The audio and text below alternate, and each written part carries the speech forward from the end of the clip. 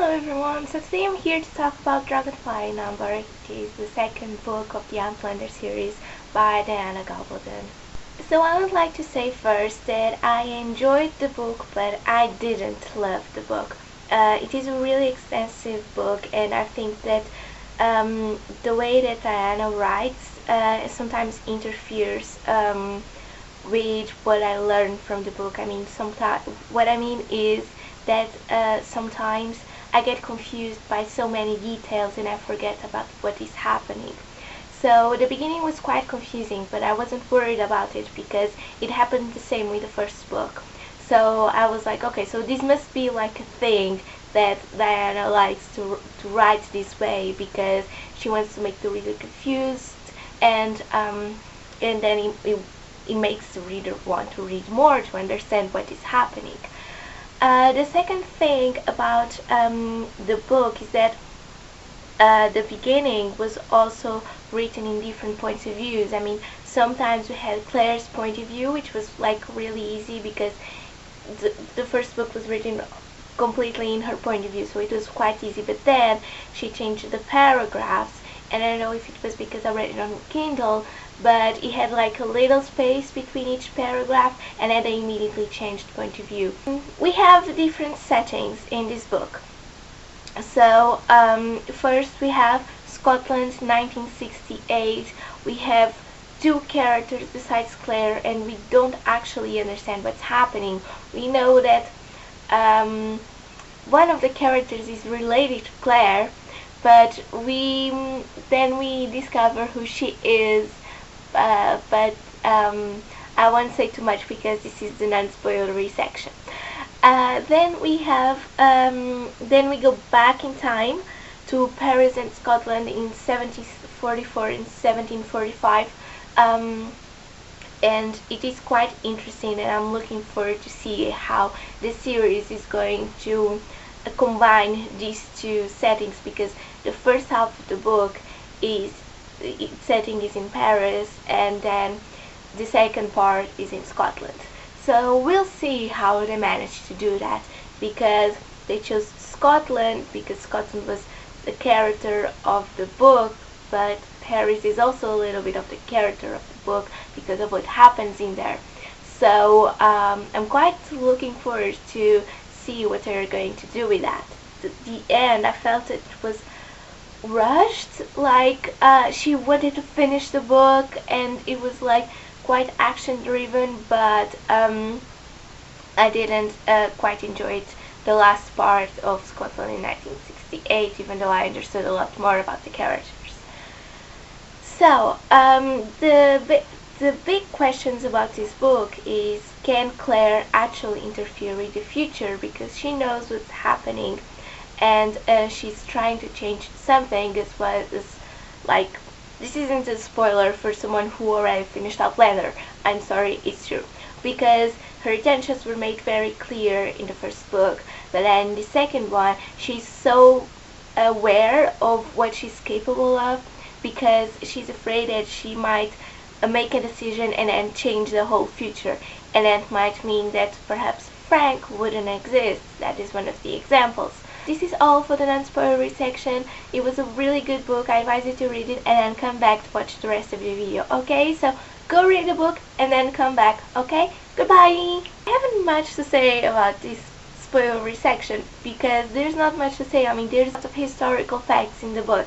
I actually thought that was quite interesting to see and to read, but I think that also it is so much more focused on Jamie and Claire and what they try to do with the stewards, and it was actually quite interesting and emotional to see how they are both like married, and then they're like a team. It's almost like a team.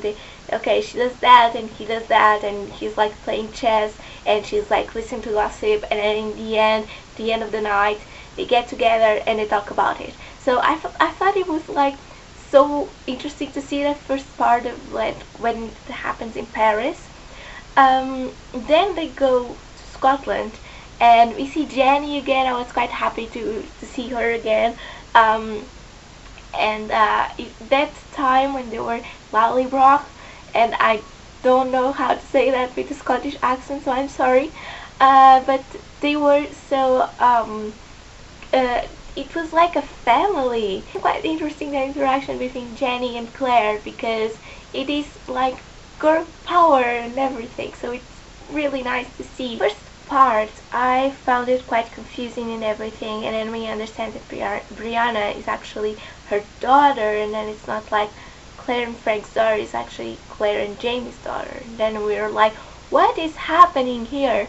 And then we go back in time, and then Claire is pregnant, and I was thinking that, okay, how is this going to happen, because she was like really pregnant, like end of pregnancy, and then I thought, how is she going to travel back in time and have the baby, because when they found out that she was pregnant, she wasn't like about to be a mother, so it was quite confusing. And then she lost the baby and she almost died, and it was all very frightening actually. I think it was really interesting to see how those 9 months happen in Paris, and then they decide to move to Scotland and move forward with their ideas to stop the Stuarts and try all of that.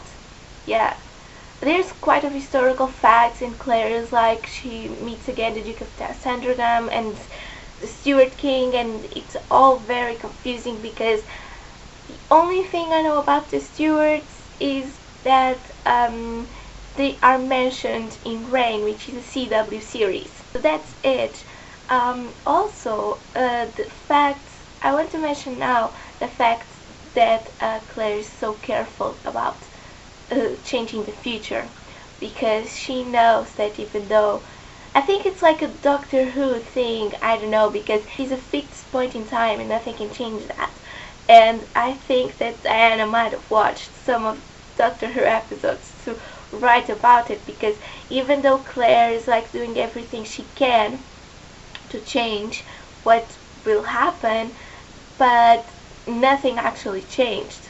So that's quite interesting to see. Also, then we find that Gillian Gale, whatever, I don't know how to say her name, she was actually from 1968, as was said before in Outlander, but now we get a chance to meet her actually in 1968, then she travels through Craignadoon.